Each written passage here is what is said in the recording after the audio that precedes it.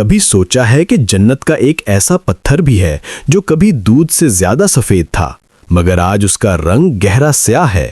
یہ صرف ایک پتھر نہیں بلکہ ہزاروں سال کی تاریخ، معجزات اور انسانی گناہوں کا گواہ ہے۔ آخر وہ کیا واقعات تھے جنہوں نے اس مقدس پتھر کا رنگ ہمیشہ کے لیے بدل دیا؟ آئیے اس پراسرار تبدیلی کے پیچھے چھپے رازوں سے پردہ اٹھاتے ہیں۔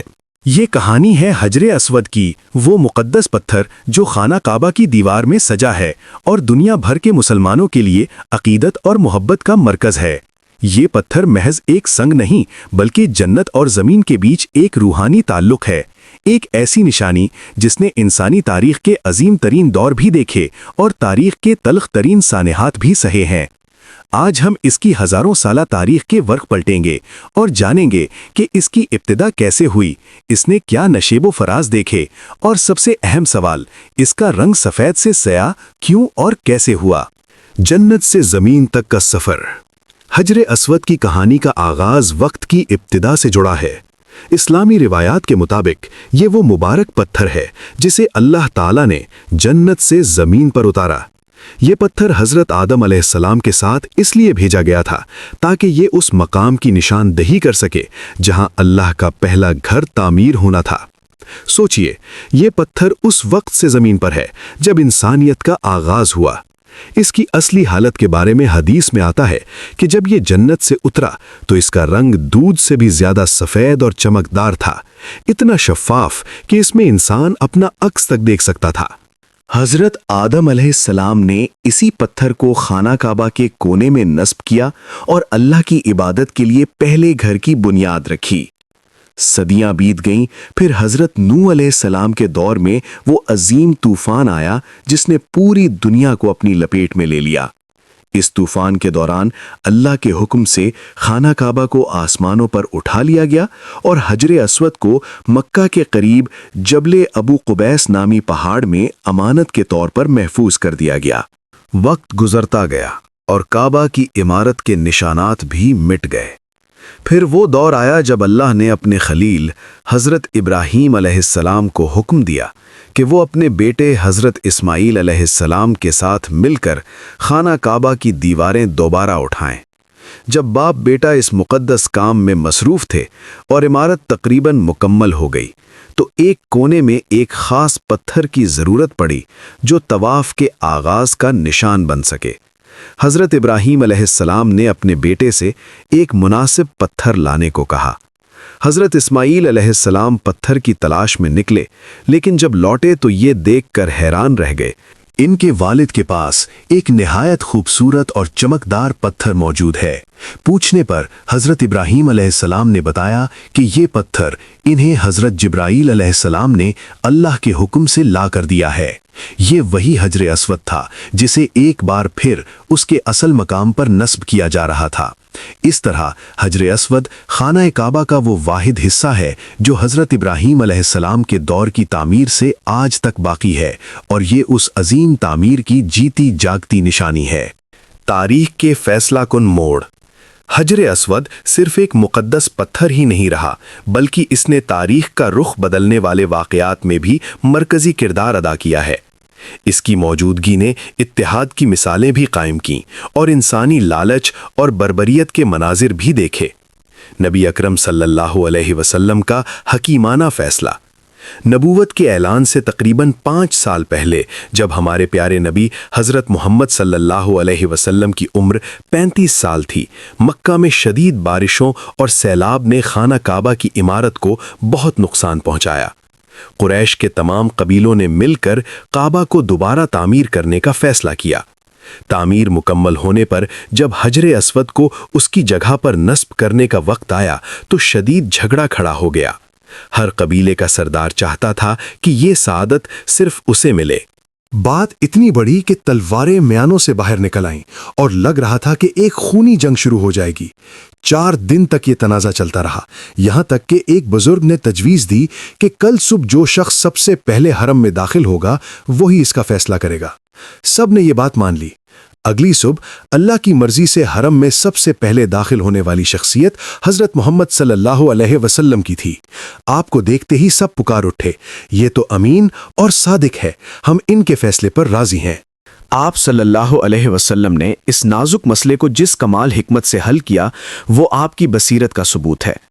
آپ نے ایک چادر منگوائی، حجر اسود کو اپنے مبارک ہاتھوں سے اٹھا کر اس پر رکھا اور تمام قبائل کے سرداروں سے کہا کہ وہ چادر کے کونے پکڑ کر اسے ایک ساتھ اٹھائیں۔ جب چادر اس مقام پر پہنچی تو آپ نے پتھر کو اپنے دست مبارک سے اٹھا کر دیوار کعبہ میں نصب فرما دیا۔ اس طرح آپ نے نہ صرف قریش کو ایک خوفناک جنگ سے بچا لیا بلکہ اتحاد کا ایک بے مثال درس بھی دیا۔ تاریخ کا سیاہ ترین باب، کرامتہ کا حملہ۔ صدیوں تک حجر اسود اپنی جگہ پر محفوظ رہا، لیکن پھر تاریخ نے ایک ہولناک موڑ لیا۔ 10ویں صدی عیسوی میں کرامتہ نامی ایک گروہ نے سر اٹھایا جن کے عقائد اسلام کے بنیادی اصولوں سے ہٹ کر تھے۔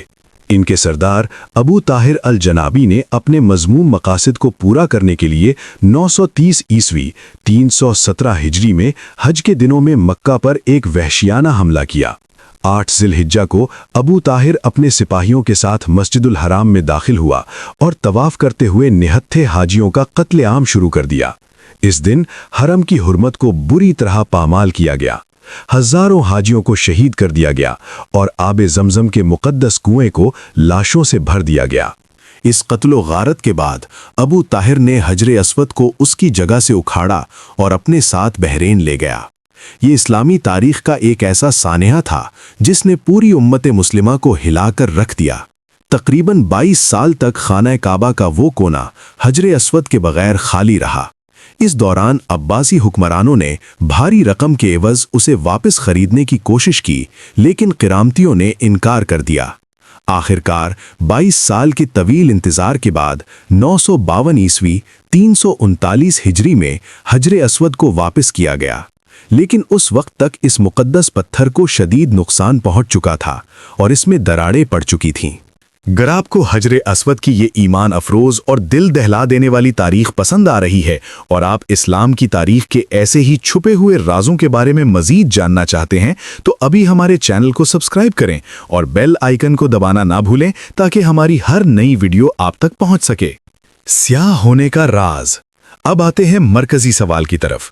وہ پتھر جو جنت سے اترا تو دودھ سے زیادہ سفید تھا، آخر سیاہ کیوں ہو گیا؟ اس کا جواب ہمیں گہری روحانی بصیرت اور نبوی تعلیمات میں ملتا ہے۔ گناہوں کا اثر۔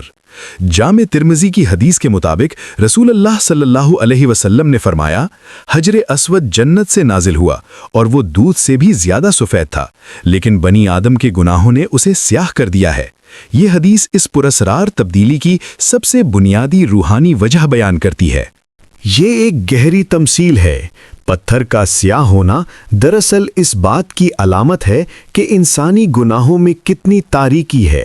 جب ایک بے جان پتھر جو جنت کی پاکیزگی لے کر آیا تھا انسانوں کے اعمال سے اپنا رنگ بدل سکتا ہے تو خود انسانوں کے دلوں پر ان گناہوں کا کیا اثر ہوتا ہوگا؟ حجر اسود گویا ہر دور کے انسانوں کی غلطیوں کا بوجھ اپنے اوپر لیتا رہا، یہاں تک کہ اس کی سفیدی سیاہی میں بدل گئی۔ قیامت کے دن کا گواہ حجر اسود کا تعلق صرف ماضی سے نہیں بلکہ آخرت سے بھی ہے۔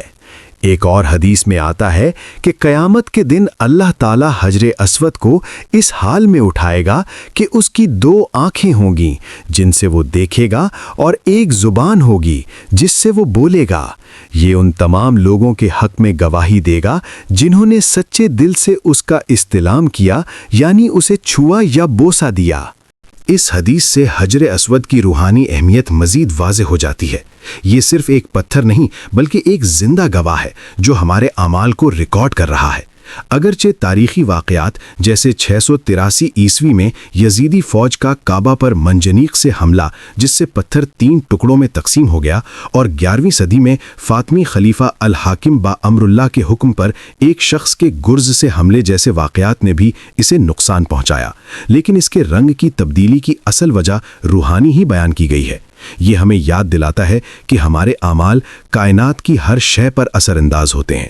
جدید دور اور اختتام، ہزاروں سال کے سفر، تاریخی صدمات اور روحانی تبدیلیوں سے گزرنے کے بعد آج حجر اسود کس حال میں ہے؟ آج جو حجر اسود ہم دیکھتے ہیں وہ ایک مکمل پتھر نہیں ہے۔ مختلف تاریخی حادثات، خاص طور پر قرامطہ کے حملے کے بعد یہ کئی ٹکڑوں میں تقسیم ہو گیا۔ اس وقت یہ تقریباً 7 یا 8 چھوٹے بڑے ٹکڑوں پر مشتمل ہے، جن میں سب سے بڑا ٹکڑا ایک کھجور کے برابر ہے۔ ان تمام قیمتی ٹکڑوں کو نہایت احتیاط سے خالص چاندی کے ایک فریم میں جوڑ کر رکھا گیا ہے تاکہ انہیں محفوظ رکھا جا سکے اور زائرین آسانی سے اسے بوسہ دے سکیں۔ آج بھی ہر مسلمان کے دل میں حجر اسود کو چھونے اور بوسہ دینے کی تڑپ ہے۔ یہ وہ سنت ہے جو ہمارے پیارے نبی صلی اللہ علیہ وسلم نے ادا کی، اور آج کروڑوں مسلمان اسی سنت پر عمل کرنے کی خواہش رکھتے ہیں۔ طواف کا آغاز اسی پتھر سے ہوتا ہے اور اسے چھونا گناہوں کا کفارہ بھی سمجھا جاتا ہے۔ حجر اسود کی کہانی جنت کی پاکیزگی سے شروع ہو کر انسانی گناہوں کی سیاہی تک پہنچی۔ اس نے انبیاء کے ہاتھ دیکھے، ظالموں کے وار سہے، اور آج بھی یہ خانہ کعبہ کی زینت بن کر دنیا بھر کے مسلمانوں کے اتحاد اور مرکزیت کی سب سے بڑی علامت ہے۔ یہ خاموش گواہ ہمیں یاد دلاتا ہے کہ ہماری تاریخ کتنی عظیم ہے اور ہمارے اعمال کتنے طاقتور ہیں۔ یہ ایک پتھر کی نہیں بلکہ ایمان، تاریخ، قربانی اور امید کی کہانی ہے۔ ہم دعا کرتے ہیں کہ اللہ تعالی ہم سب کو خانہ کعبہ کی زیارت اور حجر اسود کو سچے دل سے بوسہ دینے کی سعادت نصیب فرمائے۔ آپ اگلی ویڈیو میں اسلامی تاریخ کے کس موضوع کے بارے میں جاننا چاہیں گے؟ ہمیں کامنٹس میں ضرور بتائیں۔ اگر آپ کو یہ ویڈیو پسند آئی تو اسے اپنے دوستوں اور خاندان کے ساتھ شیئر کریں اور ہمارے چینل کو سبسکرائب کرنا نہ بھولیں۔ جزاک اللہ۔